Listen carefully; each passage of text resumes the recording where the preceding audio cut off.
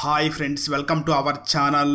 ఈరోజు నేను 2025లో తమిళ్ లాంగ్వేజ్లో రిలీజ్ అయినటువంటి ఒక హర్రర్ థ్రిల్లర్ మూవీ స్టోరీని ఎక్స్ప్లెయిన్ చేయబోతున్నాను. అదే the door. Now let's start our video.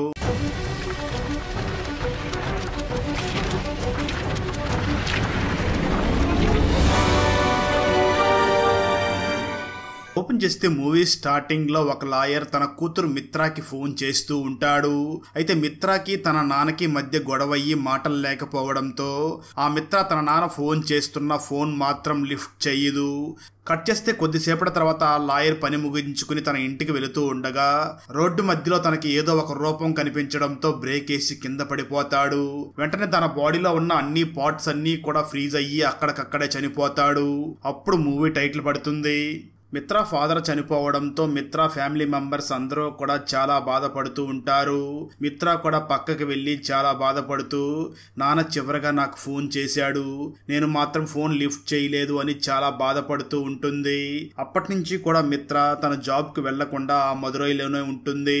నిజానికి ఆ మిత్ర తన నాన్న వాళ్ళ ఫ్రెండ్ కంపెనీలోనే వర్క్ చేస్తూ ఉంటుంది. మిత్రా ఫాదర్ వాళ్ళ ఫ్రెండ్ ఒక పెద్ద బిల్డర్ అయి ఉంటాడు. తను కూడా మిత్రా వాళ్ళ ఫాదర్ చనిపోయాడు అని తెలుసుకుని వెంటనే మిత్రాని కలవడానికి బయలుదేరి తన దగ్గరికి వస్తాడు.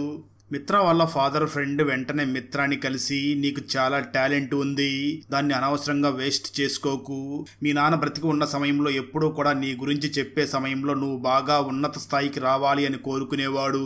ప్లీజ్ నువ్వు ఆ బాధ నుంచి బయటకు వచ్చి జాబ్లో జాయిన్ అవ్వు అని చెప్పి వెళ్ళిపోతాడు. దాంతో ఆ మిత్ర కూడా తన బాధని దిగమింగుకొని ఆ తర్వాత రోజే చెన్నైకి బయలుదేరి వెళ్తుంది.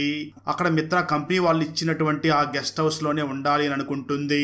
నిజానికి ఆ గెస్ట్ హౌస్ లో మీరా అనే అమ్మాయి ఆల్రెడీ పేయింగ్ గెస్ట్ గా ఉంటుంది. మిత్ర కూడా ఆ రూమ్ లోకి వెళ్లి తనతో పాటు రూమ్ ని షేర్ చేసుకుని అక్కడే ఉండడం మొదలు పెడుతుంది. ఆ తర్వాత రోజు మిత్ర ఆఫీస్ కి వెళ్ళగా వాళ్ళ ఆఫీస్ వాళ్ళు కొత్తగా ఒక బిల్డింగ్ కట్టబోతూ ఉంటారు. అయితే ఆ బిల్డింగ్ కట్టే ప్లేస్ లో ఒక గుడి ఉండడంతో ఆ గుడిని తొలగించి బిల్డింగ్ అంతా అయిన తర్వాత సేమ్ అలాంటి గుడినే మళ్ళీ అక్కడ కట్టాలి అని డిసైడ్ అవుతారు. ఆ గుడి ఎలా ఉండాలో ఆ బాధ్యత అంతా కూడా ఈ మిత్రాకే అప్పచెప్తారు. దాంతో మిత్ర ఆ గుడికి సంబంధించిన డిజైనింగ్ వర్క్ మొత్తం చూసుకుంటూ ఉంటుంది. ఆ సమయంలో ఆ ఆఫీస్ లో వర్క్ చేస్తున్నటువంటి ఒక సైట్ ఇంజనీర్ చాలా అర్జెంట్ పని రావడంతో తను వెంటనే ఆ మిత్రాన్ని చూసి, మేడం నాకు అర్జెంట్ పని ఉండి ఇంటికి వెళుతున్నాను, ఈరోజు బిల్డింగ్ కడుతున్నటువంటి ఆ సైట్ లో ఒక కాంట్రాక్టర్ తో మీటింగ్ ఉంది, మీరే నా ప్లేస్ లో అక్కడికి వెళ్లి తనతో మాట్లాడి రండి అని చెప్పి తన ఇంటికి వెళ్లిపోతాడు. దానికి మిత్ర కూడా ఒప్పుకుని ఆ రోజు ఈవినింగ్ వర్క్ అయిన తర్వాత ఆ కన్స్ట్రక్షన్ జరుగుతున్న ప్లేస్ దగ్గరికి వెళ్లి ఆ కాంట్రాక్టర్ ని మీట్ అవుతుంది. ఆ కాంట్రాక్టర్ మిత్ర దగ్గరకు వచ్చి మాట్లాడుతూ, మేడం ఈ బిల్డింగ్ కాంట్రాక్ట్ లో మాకు అస్సలు లాభం లేదు, లాభం లేకపోగా నష్టం వస్తుంది, మీరు ఒకసారి మీ ఓనర్ తో మాట్లాడండి అని అంటూ ఉండగానే ఒక ఇంజనీర్ ఆ బిల్డింగ్ మీద నుంచి కింద పడిపోతాడు. అందరూ అక్కడికి పరిగెట్టుకుంటూ వెళ్లి తనని వెంటనే హాస్పిటల్ కి తీసుకుని వెళ్తారు. ఆ కాంట్రాక్టర్ వెంటనే మిత్రాన్ని చూసి, చూసారా మేడం, ఇది 5వ యాక్సిడెంట్, ఇప్పటికి 5 మంది ఆ బిల్డింగ్ మీద నుంచి పడిపోయారు, అసలు మేము ఏ ముహూర్తాన్న ఈ కన్స్ట్రక్షన్ స్టార్ట్ చేసామో తెలియదు కానీ ఇప్పటికే 5 యాక్సిడెంట్లు జరిగాయి, నాకు చాలా నష్టం కూడా వస్తుంది, ప్లీజ్ మేడం మీరు మీ ఓనర్ తో మాట్లాడి మాకు మరి కొంచెం డబ్బులు ఇప్పిస్తే మేము బయటపడతాము అని అంటూ ఉంటాడు. ఆ మాటలు విన్న మిత్ర కూడా సరే నేను మా ఓనర్ తో మాట్లాడి చెప్తాను అని అంటుంది. ఆ మీటింగ్ అయ్యే సమయానికి రాత్రి అయిపోవడంతో మిత్ర వెంటనే టీవీ ఛానల్లో పనిచేస్తున్న తన ఫ్రెండ్ కి ఫోన్ చేసి తను ఉన్న లొకేషన్ ని చెప్పి, నేను ఇక్కడ ఉన్న బస్ స్టాండ్ లో వెయిట్ చేస్తున్నాను, నువ్వు ఇక్కడికి వచ్చి నన్ను పికప్ చేసుకుని గెస్ట్ హౌస్ లో వదిలిపెట్టు అని చెప్తుంది. ఆ తర్వాత మిత్ర ఒంటరిగా వెళ్లి ఆ బస్ స్టాప్ లో కూర్చుని ఉండగా ఆ బస్ స్టాప్ చాలా పాతగా కొంచెం భయంకరంగా అనిపిస్తూ ఉంటుంది. మిత్ర కొంచెం భయపడుతూ ఉండగానే సరిగ్గా ఆ సమయంలో మిత్రకి ఎవరో ఏడుస్తున్నట్లుగా శబ్దం వినిపిస్తుంది. దాంతో మిత్ర అటువైపుగా చూడగా అక్కడ ఒక లేడీ జుట్టు విరబోసుకుని ఏడుస్తూ ఉంటుంది. మిత్ర వెంటనే తన దగ్గరికి వెళుతూ, ఎవరు నువ్వు, ఇక్కడ ఏం చేస్తున్నావు అని అడుగుతూ ఉంటుంది. అలా అడుగుతూ ఉండగా సడన్ గా ఆ మహిళ మాయమైపోతుంది. దాంతో మిత్ర కొంచెం షాక్ లో ఉన్న సమయంలోనే అక్కడికి పోలీస్ ఆఫీసర్ విక్రమ్ వచ్చి, మీరెవరు మేడం, ఇంత రాత్రి సమయంలో ఇక్కడ ఏం చేస్తున్నారు అని అడుగుతాడు. దానికి మిత్ర సమాధానం చెప్తూ, ఇక్కడెవరో మహిళ ఏడుస్తున్నట్లుగా ఉంటే ఇక్కడికి వచ్చాను అని అంటుంది. ఆ విక్రమ్ మాత్రం ఇక్కడెవరో మహిళలు లేరు అని అంటూ ఉంటాడు. సరిగ్గా అదే సమయంలో మిత్ర ఫ్రెండ్ అక్కడికి వచ్చి పోలీసులతో మాట్లాడి ఆ మిత్రాన్ని అక్కడి నుంచి గెస్ట్ హౌస్ కి తీసుకుని వెళ్ళిపోతుంది. అలా మిత్ర గెస్ట్ హౌస్కి రాగా ఆ గెస్ట్ హౌస్లో తనతో పాటు ఉన్న మీరా మాత్రం ఎప్పుడూ కోపంగా ఆ మిత్రతో మాట్లాడకుండా ఉంటుంది. మిత్ర కూడా అవేమీ పట్టించుకోకుండా తన పని తను చేసుకుంటూ ఉంటుంది. ఆ రోజు రాత్రి మిత్ర నిద్రపోతూ ఉండగా తనకు మళ్ళీ ఆ రూపం కనిపిస్తూ ఉంటుంది. దాంతో మిత్ర ఆ రూపం వెనకాలే వెళుతూ ఉండగా అద్దంలో మిత్రాకి తను బస్టాండ్ లో చూసినటువంటి ఆ రూపమే మళ్ళీ కనిపిస్తూ ఉంటుంది. మిత్ర వెంటనే అక్కడికి వెళ్లి ఎవరు నువ్వు, నీకేం కావాలి అని అడుగుతూ ఉంటుంది. మిత్ర అలా అడగడంతో సడన్ గా ఆ రూపం మళ్ళీ మాయమైపోతుంది. ఆ తర్వాత మిత్ర పక్కనే ఉన్న ఒక రూమ్ లోకి వెళ్ళగా అక్కడ స్కూల్ యూనిఫామ్ వేసుకుని ఉన్న ఒక అమ్మాయి రూపం కనిపిస్తుంది. మిత్ర ఎవరున్నారు అంటూ దగ్గరికి వెళుతూ ఉండగా సడన్ గా ఆ రూపం కూడా మాయమైపోతుంది. నిజానికి ఇదంతా కూడా ఆ మిత్రాకి ఒక పీడ కలలాగా వచ్చి ఉంటుంది. ఆ కలలోనే మిత్రాకి తన ఫాదర్ కూడా కనిపించి ఉండడంతో మిత్ర కొంచెం భయపడుతుంది. కానీ ఆ తర్వాత మళ్ళీ ఇదంతా నార్మల్డే అనుకుని రెడీ అయ్యి ఆఫీస్ కి వెళ్ళిపోతుంది. ఆఫీస్లో కాంట్రాక్టర్ మరియు ఆ బిల్డర్ మధ్య మీటింగ్ జరుగుతూ ఉండగా మిత్ర వచ్చి ఆ మీటింగ్లో జాయిన్ అవుతుంది. కాంట్రాక్టర్ బిల్డింగ్ ఓనర్తో మాట్లాడుతూ, సార్ మీరు ఇచ్చిన డబ్బులు సరిపోవడం లేదు, మీరు ఈ బిల్డింగ్తో పాటు కింద స్విమ్మింగ్ పూల్, పార్కింగ్, గుడి కూడా కట్టాలన్నారు, వాటిని లిస్టులో నుంచి తీసేయండి సార్, మాకు డబ్బులు ఏమీ సరిపోవడం లేదు అని అంటాడు. ఆ మాటలు విన్నటువంటి ఆ బిల్డింగ్ ఓనర్ కూడా అందుకు ఓకే చెప్తాడు. అయితే మిత్ర మాత్రం కలగజేసుకుని, లేదు సార్, మనం కస్టమర్స్కి ఇస్తామన్న సౌకర్యాలన్నీ కూడా మనం ఇవ్వాలి, దీనికి మనం వేరే అడ్జస్ట్మెంట్ ఏమైనా చూస్తాము అని చెప్తుంది. ఆ తర్వాత మిత్ర ఆఫీస్ నుంచి ఇంటికి తిరిగి రాగా ఆ రోజు రాత్రి ఆ మిత్రతో పాటు ఆ గెస్ట్ హౌస్ లో పేయింగ్ గెస్ట్ గా ఉన్నటువంటి మీరా రూమ్ లో నుంచి ఏడుపు వినిపిస్తూ ఉంటుంది. దాంతో మిత్ర వెంటనే ఆ రూమ్ లోకి వెళ్ళగా నిజానికి ఆ మీరాకి నిద్రలో నడిచే అలవాటు ఉంటుంది. దానికే తను గోడకు గుద్దుకొని తన తల దగ్గర నుంచి చాలా రక్తం వస్తూ ఉంటుంది. అది చూసిన మీరా వెంటనే డాక్టర్ ని పిలిచి తనకు ట్రీట్మెంట్ చేయిస్తుంది. నిజానికి ఈ మీరాకి చిన్నతనంలోనే తన అమ్మా నాన్న చనిపోయి ఉండడంతో ఆ బాధతో తను నిద్ర కూడా పోకుండా నిద్రలో నడిచే అలవాటు ఏర్పడి ఉంటుంది. అలా మిత్ర దగ్గరుండి మీరాకి ట్రీట్మెంట్ చేయించడంతో అప్పటి నుంచి ఇద్దరు కూడా క్లోజ్ ఫ్రెండ్స్ అవుతారు. ఆ తర్వాత రోజు మిత్ర ఆఫీస్కి వెళ్ళగా ఆఫీస్లో కూడా మిత్రకి ఆ రెండు ఆత్మలో కూడా కనిపిస్తూ ఉంటాయి. దాన్ని చూసిన మిత్ర అసలు ఏం జరుగుతుంది, ఈ రెండు ఆత్మలు కూడా నాకెందుకు కనిపిస్తున్నాయి అని ఆలోచిస్తూ ఉంటుంది. కట్ చేస్తే ఆ రోజు సాయంత్రం కూడా మిత్రకి మళ్ళీ ఆ రెండు ఆత్మలో కూడా కనిపించడం మొదలవుతాయి. దాంతో ఆ మిత్ర చాలా భయపడిపోతూ వెంటనే టీవీ ఛానల్లో పనిచేస్తున్న తన ఫ్రెండ్ని పిలిచి జరిగిందంతా కూడా చెప్తుంది. అది మొత్తం విన్నటువంటి తన ఫ్రెండ్ మిత్రాన్ని చూసి, నాకు తెలిసి ఈ ఇంట్లో ఏదో దెయ్యాలు ఉన్నట్లుగా అనిపిస్తుంది, నాకు తెలిసిన ఒక ఫ్రెండ్ ఉన్నాడు, ఒకసారి అతన్ని కలిసి ఇక్కడికి తీసుకుని వస్తాము అని చెప్పి వాళ్ళు విశ్వాకి జరిగిందంతా చెప్పి ఆ ఇంటి దగ్గరికి తీసుకుని వస్తారు. విశ్వ ఆ ఇల్లు మొత్తం కూడా వెతికి మీరు అనుకున్నట్లుగా ఈ ఇంట్లో ఎటువంటి ఆత్మలు లేవు అని చెప్పబోతూ ఉంటాడు. సరిగ్గా అదే సమయంలో మిత్ర వెనకాల ఆ రెండు ఆత్మలు కూడా కనిపిస్తాయి. ఆ రెండు ఆత్మల్ని చూసినటువంటి విశ్వ వెంటనే ఆ మిత్రాన్ని చూసి, ఇక్కడ రెండు ఆత్మలు ఉన్నాయి, ఆ రెండు నీతో ఏవో చెప్పాలనుకుంటున్నాయి అని చెప్పాలని ట్రై చేస్తాడు. కానీ సడన్ గా ఆ విశ్వ ఏమీ చెప్పకుండా స్ట్రక్ అయిపోతాడు. వెంటనే ఆ విశ్వ మిత్రాన్ని చూసి, అసలు ఈ సంఘటన ఎప్పటి నుంచి నీకు జరుగుతుంది అని అడుగుతాడు. మిత్ర వెంటనే ఆ విశ్వాన్ని చూసి, నేను ఒకరోజు కాంట్రాక్టర్తో మీటింగ్ ఉండి అక్కడ తనతో మాట్లాడి తిరిగి ఇంటికి వెళ్లే సమయంలో బస్టాండ్లో ఒక ఆత్మను చూశాను, అప్పటి నుంచే నాకు ఇలా జరుగుతుంది అని అంటుంది. ఆ మాటలు విన్న విశ్వ, అయితే నేను ఒకసారి ఆ బస్టాండ్ని కూడా చెక్ చేయాలి అని వెంటనే వాళ్ళందరూ కలిసి బస్టాండ్ దగ్గరికి వెళ్తారు. విశ్వ అది మొత్తం చెక్ చేస్తూ ఉంటాడు. అయితే మిత్ర మాత్రం ఆ బస్టాండ్ని చూసి షాక్ అవుతుంది. నిజానికి ఆ రోజు మిత్ర ఆ బస్టాండ్ని చూసినప్పుడు అది చాలా పాతదిగా ఉండి ఉంటుంది, కానీ ఇప్పుడు మాత్రం నార్మల్గానే ఉంటుంది. ఇదంతా చూసినటువంటి మిత్ర, ఇక్కడ ఏదో తేడా జరుగుతున్నట్లు ఉంది, ఈ బస్టాండ్ చుట్టుపక్కల అలాగే ఇక్కడ బిల్డింగ్ కడుతున్న ఆ ప్లేస్ దగ్గరే ఇలాంటి విచిత్రమైన సంఘటనలు జరుగుతున్నాయి, ఇప్పటికే ఆ బిల్డింగ్ మీద నుంచి 5 మంది కింద పడి చనిపోయారు, వీటన్నిటి వెనకాల ఏదో దుష్ట శక్తి ఉన్నట్లు ఉంది, అసలు ముందుగా ఈ ప్లేస్ హిస్టరీ గురించి తెలుసుకోవాలి అని ఆ మిత్ర డిసైడ్ అవుతుంది. ఆ వెంటనే మిత్ర ఆ బిల్డింగ్ పక్కనే ఉన్న బస్టాండ్ దగ్గర ఇంతకు ముందు ఏవైనా సంఘటనలు జరిగాయా అని ఎంక్వైరీ చేస్తుంది. అప్పుడే మిత్రకి 1992లో సరిగ్గా ఆ బస్టాండ్ దగ్గర ఒక ఘోరమైన సంఘటన జరిగింది అని తెలుస్తుంది. అదేమిటి అంటే 3 అన్నదమ్ములు వెళుతూ ఉండగా ఒక లారీ యాక్సిడెంట్ జరిగి 2 అన్నదమ్ములు చనిపోతారు. అయితే ఆ 3లో పెద్దవాడు మాత్రం తన కంటి ముందు తన తమ్ముళ్ళు 2 చనిపోవడంతో ఒక్కసారిగా షాక్ అయ్యి తను కూడా హార్ట్ అటాక్ తో అక్కడికక్కడే చనిపోయాడు అని తెలుస్తుంది. ఇదంతా తెలుసుకున్నటువంటి ఆ మిత్ర ఈ బస్టాండ్ కి అలాగే అక్కడ బంగ్లా కడుతున్న ఆ ప్లేస్ కి మధ్య ఏదో సంబంధం ఉన్నట్లు ఉంది అని, ఇంతకు ముందు ఆ బిల్డింగ్ కడుతున్న ఆ స్థలం ఎవరి పేరు మీద ఉందో ఎంక్వైరీ చెయ్యాలి అని డిసైడ్ అవుతుంది. ఆ మిత్ర ఎంక్వైరీలో 1992కి ముందు ఆ ప్లేస్ అంతా కూడా ఒక మహిళ పేరు మీద ఉంది అని తెలుస్తుంది. ఇక్కడే స్టోరీ కథానికి వెళ్తుంది. నిజానికి ఆ బిల్డింగ్ గడుతున్న ప్లేస్ ఇంతకు ముందు ఒక మహిళ పేరు మీద ఉండి ఉంటుంది. ఆ మహిళ ఇంటి ముందే ఒక ముత్యాలమ్మ గుడి కూడా ఉంటుంది. ఆ మహిళకి ఒక చిన్న పాప కూడా ఉంటుంది. అయితే ఆ మహిళ హస్బెండ్ ఎప్పుడో చనిపోయి ఉండడంతో ఆ మహిళకి చాలా ఆస్తి కూడా ఉండడంతో తన కూతురుతో కలిసి అక్కడ చాలా ఆనందంగా జీవిస్తూ రోజు ఆ ముత్యాలమ్మ గుడిలో పూజ చేస్తూ ఉంటుంది. ఆ సమయంలోనే ఆ మహిళ జీవితంలోకి రాము అనే ఒక వ్యక్తి ప్రవేశిస్తాడు. ఆ వ్యక్తి ఆ మహిళతో సంబంధం ఏర్పరచుకుని ఆ రాము ఆ మహిళతో సంబంధం పెట్టుకుంటాడు. కొద్ది రోజుల తర్వాత ఆ రాము బాగా ప్లాన్ చేసి ఆ మహిళని చూసి మనం ఈ ఆస్తి మొత్తం అమ్మేసి వేరే ఊరికి వెళ్లి అక్కడ సెటిల్ అయిపోదాం అని అంటాడు. ఆ మాటలు విన్న ఆ మహిళ కూడా రాము మాటలను నమ్మి ఆ ఆస్తి మొత్తం అమ్మేసి అక్కడి నుంచి వెళ్ళడానికి బయలుదేరుతూ ఉంటుంది. అప్పుడే ఆ రాము నిజస్వరూపం ఆ మహిళకి కూడా తెలుస్తుంది. నిజానికి ఆ రాము ఆస్తి కోసమే ఆ మహిళతో ప్రేమిస్తున్నట్లుగా నటించి ఆ ఆస్తి మొత్తాన్ని కూడా అమ్మేసి ఆ డబ్బులన్నీ తీసుకుని అక్కడి నుంచి పారిపోయి ఉంటాడు.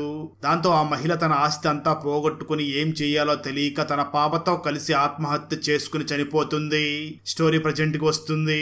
అలా జరిగిందంతా తెలుసుకున్నటువంటి మిత్ర వెంటనే ఆ సమయంలో ఆ కేసుని డీల్ చేసిన ఒక రిటైర్డ్ పోలీసు దగ్గరికి వెళ్లి ఆ రాము గురించి అడుగుతుంది.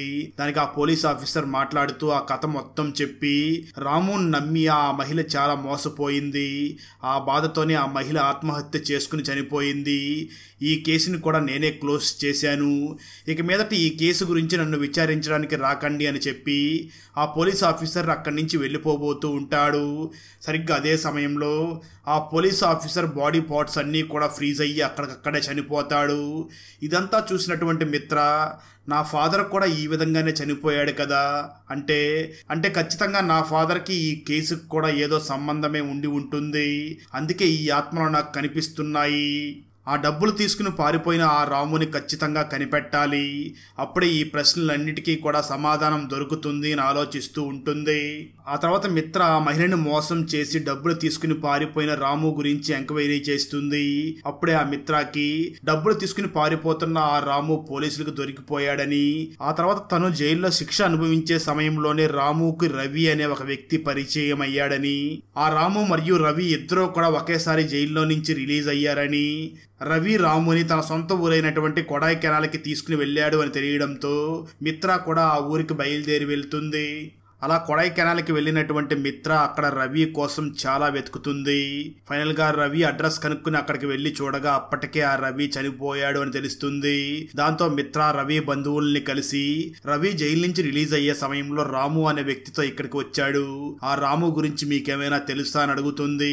అయితే ఆ రవి బంధువులు మాత్రం మాకు రాము గురించి ఏమీ తెలియదు, రవికి ఇక్కడ జార్జ్ అనే ఒక ఫ్రెండ్ మాత్రమే ఉన్నాడు, మీరు అతన్ని వెళ్లి కలిస్తే రవితో పాటు వచ్చిన ఆ రాము గురించి ఏమైనా తెలుస్తుంది అని చెప్తారు.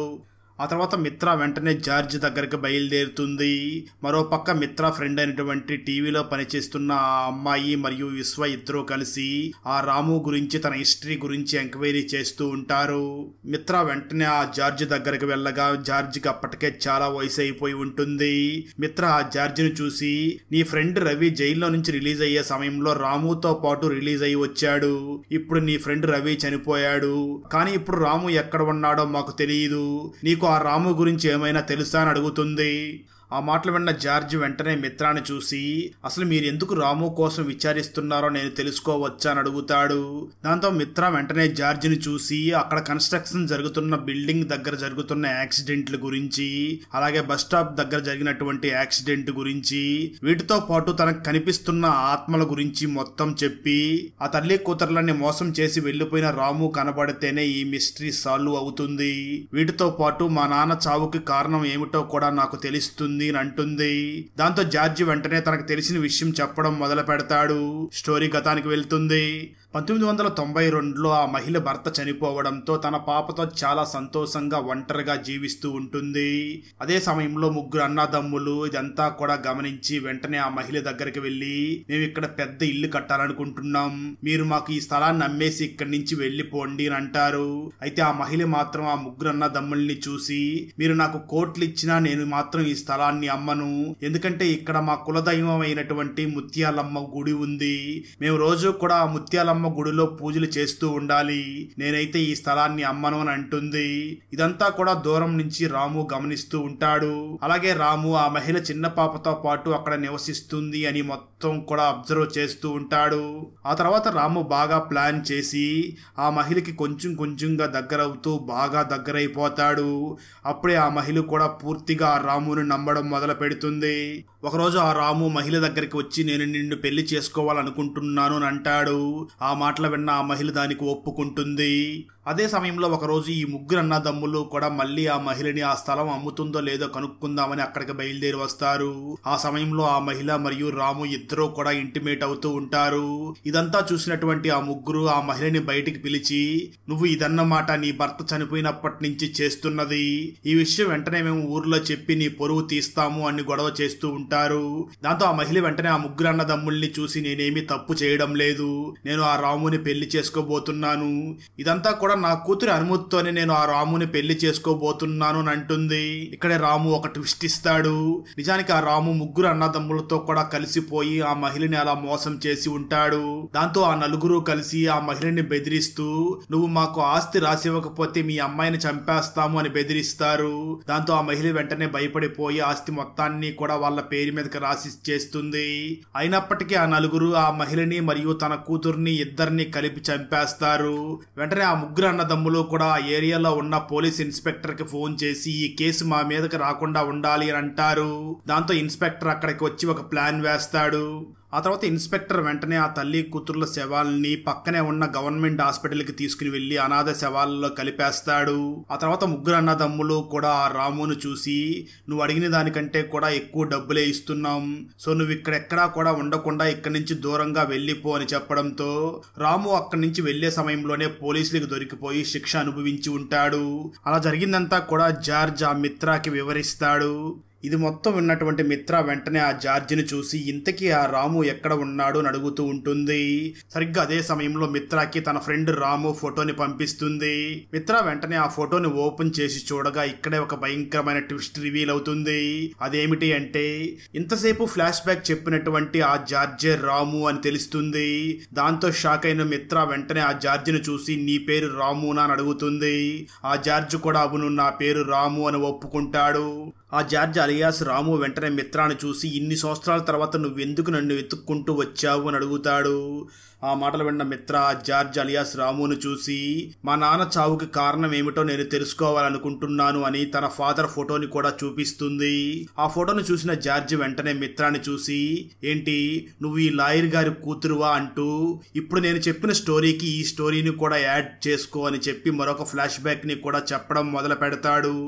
రాము మరియు ఆ ముగ్గురు అన్నదమ్ములు కూడా ఆ మహిళని మరియు ఆ పాపని చంపి ఆ ప్రాపర్టీ మొత్తం వీళ్ళ పేరు మీద రాయించుకుని ఆ ప్రాపర్టీని ఇప్పుడు వీళ్ళ పేరు మీదగా మార్పించుకోవడం కోసం లాయర్ అయినటువంటి మిత్రా ఫాదర్ దగ్గరికి వస్తారు. ఆ డాక్యుమెంట్స్ మొత్తం చెక్ చేసినటువంటి మిత్రా ఫాదర్ అందులో వెరీ ఇంపార్టెంట్ అయినటువంటి ఆ మహిళ కూతురు సైన్ లేదు అని గుర్తిస్తాడు. అయితే ఇక్కడ నిజానికి ఆ మిత్రా ఫాదర్ కి ఈ ముగ్గురు అన్నదమ్ములు ఆ మహిళని హత్య చేసి వాళ్ళ పేరు మీదకి రాయించుకున్నారు అన్న నిజం మాత్రం తనకు తెలిసి ఉండదు. ఆ ముగ్గురు అన్నదమ్ములు వెంటనే లాయర్ ని చూసి సార్ ఇప్పుడు ఆ అమ్మాయి ఫారెన్ కి వెళ్లిపోయింది, మీరే ఏదో ఒక విధంగా ఆ సైన్ ని మేనేజ్ చెయ్యండి అని చెప్తారు. దానికి మిత్రా ఫాదర్ కూడా ఒప్పుకుని ఆ డాక్యుమెంట్స్ ని ఆ ముగ్గురు అన్నదమ్ములకి ఫేవర్ గా రాయిపించి సాక్షి సంతకం కూడా మిత్రా వాళ్ళ ఫాదరే చేస్తాడు. ఆ విధంగా మిత్రా ఫాదర్ కి తెలియకుండానే ఆ విషయంలో ఇన్వాల్వ్ అయిపోయి ఉంటాడు. వెంటనే ఆ ముగ్గురు అన్నదమ్ములు కూడా ఆస్తి మొత్తం మనకి వచ్చేసింది, ఇప్పుడు దీన్ని అమ్మేసుకోవచ్చు అని చాలా ఆనందపడుతూ ఉంటారు. వెంటనే ఆ ముగ్గురు అన్నదమ్ముల్లో ఇద్దరు ఒక కారులో వెళుతూ ఉండగా వాళ్ళ పెద్ద అన్నయ్య మాత్రం మరొక కారులో ఆనందంగా వెళుతూ ఉంటారు. అలా వెళ్లే సమయంలోనే ఒక కారుకి యాక్సిడెంట్ జరిగి ఇద్దరు అన్నదమ్ములు కూడా స్పాట్ లో చనిపోతారు. ఇదంతా కూడా ముగ్గురు అన్నదమ్ముల్లో పెద్దవాడు చూసి చాలా ఆశ్చర్యపోయి బాధపడుతూ ఉంటారు. అప్పుడే వీళ్ళు చంపినటువంటి ఆ మహిళ ఆత్మ అక్కడికి వచ్చి ఆ పెద్ద అన్నయ్యని కూడా చంపేస్తుంది. ఆ తర్వాత ఆత్మ రామును కూడా చంపడానికి తన వెంట పడుతుంది. కానీ రాము వెంటనే పక్కనే ఉన్న ఒక గుడిలోకి వెళ్ళిపోతాడు. దాంతో ఆ ఆత్మ గుడిలోకి వెళ్లకుండా ఉంటుంది. అక్కడి నుంచి రాము తప్పించుకుని పారిపోయి కొడైకెనాల్కి వచ్చేసి తన పేరుని జార్జిగా మార్చుకుని అక్కడే జీవిస్తూ ఉంటాడు. అలా జరిగిందంతా కూడా ఆ జార్జ్ అలియాస్ రాము ఆ మిత్రాకి చెప్తూ ఉంటాడు. అది మొత్తం విన్న మిత్ర ఆ జార్జ్ జార్జిని కోపంగా చూస్తూ ఉండగా ఆ రాము మాత్రం వెటకారంగానే మాట్లాడుతూ ఉంటాడు. రాము మిత్రాన్ని చూసి, నేను ఆ తల్లి కూతుర్ల ఆత్మలని మాంత్రికుల చేత బంధించి ఆ గుడి కింద పూడ్చిపెట్టించాను. ఆ గుడి ఉన్నంత వరకు ఆ ఆత్మలు బయటికి రావు, సో నాకు ఎటువంటి ప్రమాదం లేదు అని వెటకారంగా నవ్వుతూ ఉంటాడు. ఆ రాము వెటకారంగా ఆ మిత్రాన్ని చూసి మాట్లాడుతూ, అక్కడ ఆ గుడి ఉన్నంత వరకు ఆ ఆత్మ నన్ను ఏమీ చేయలేదు అని చెప్పి నవ్వుతూ ఉంటాడు. దాంతో మిత్ర వెంటనే ఆ రామును చూసి, నువ్వు అనుకున్నట్లు అక్కడ ఇప్పుడు గుడి లేదు, ఆ గుడిని అక్కడ బిల్డింగ్ కట్టడానికి కూల్చేశారు. ఆ మహిళ తనకి ఎవరెవరు అన్యాయం చేశారో వాళ్ళందరినీ కూడా వెతికి ఒక్కొక్కరిని కూడా చంపుతూ వస్తుంది. ఆ విధంగానే మా నాన్నను కూడా చంపేసింది. ఇక మిగిలింది నువ్వే, నిన్ను కూడా తను చంపేస్తుంది అని అంటుంది. అక్కడ గుడి లేదు అని తెలుసుకున్నటువంటి ఆ జార్జ్ అలియాస్ రాము భయపడుతూ అక్కడి నుంచి పరిగెడుతూ ఉంటాడు. అలా రాము పరిగెడుతూ అడవిలోకి వెళుతూ ఉండగా సడన్ గా తను ఎలా అయితే మిత్ర వాళ్ళ ఫాదర్ చనిపోయాడో ఆ విధంగా ఈ రాము కూడా ఫ్రీజ్ అయ్యి అక్కడికక్కడే చనిపోతాడు. నిజానికి ఆ ఆత్మ రాము ఎక్కడ ఉన్నాడో తెలుసుకోవడం కోసమే ఆ మిత్రాకి కనిపిస్తూ ఉంటుంది. అలా రాము అడ్రస్ కనుక్కుని తన చావుకి తన కూతురు చావుకి కారణమైన వాళ్ళందరినీ కూడా చంపేస్తుంది. ఆ తర్వాత మిత్రాకి కలలో తన నాన్న ఆత్మ కూడా కనిపించి తనకి ఏదో చెప్తాడు. అలా మిత్రాకి ఏదో చెప్పిన తర్వాత ఆ ఆత్మ కూడా శాంతించి అక్కడి నుంచి వెళ్ళిపోతుంది. మిత్ర ఆ విధంగా అక్కడ కడుతున్నటువంటి ఆ బిల్డింగ్ వెనకాల దాగి ఉన్న రహస్యాన్ని కనిపెడుతుంది. అక్కడతో ఈ మూవీ కూడా అయిపోతుంది. ఫ్రెండ్స్, వీడియో నచ్చినట్లయితే లైక్ చేసి ఒక చిన్న కామెంట్ చేస్తే మాకు నెక్స్ట్ వీడియో చేయడానికి ఎంకరేజింగ్ గా ఉంటుంది. అలాగే ఛానల్ని సబ్స్క్రైబ్ చేసి పక్కనే ఉన్న బెల్ ఐకాన్ని క్లిక్ చేసి సపోర్ట్ చేయండి. Thanks for watching. జై హింద్.